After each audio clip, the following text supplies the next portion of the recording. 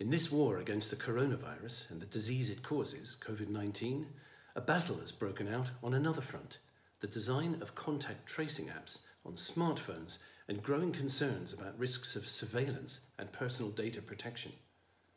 My name is Dennis Kessler and I'm the head of data governance at the EIB.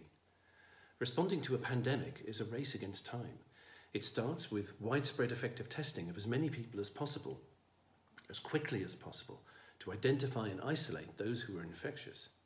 But next comes the trickier part, tracing all the people they've recently had contact with to alert them that they might be infected as well. That's what contact tracing apps are designed to do.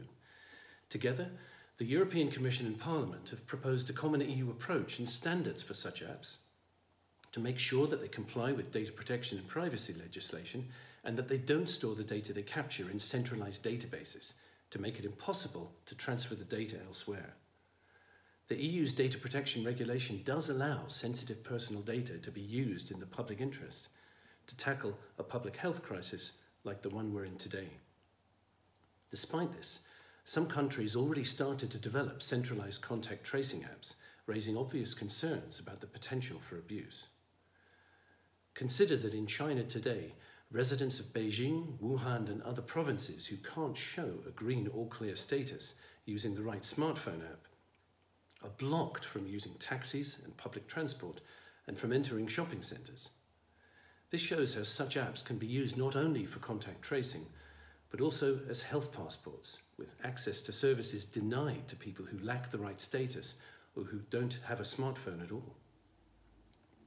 History shows that emergency measures have a nasty habit of outlasting the crisis they were designed to tackle. To be effective, contact tracing apps need to be widely adopted and widely used, but that adoption depends on high levels of public trust in the storage and use of so much personal data.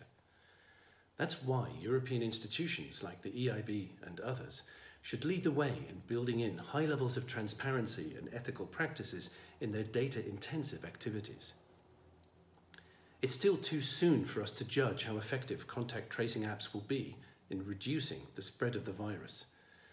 But these are the moments that test our values and define the kinds of societies we want to live in.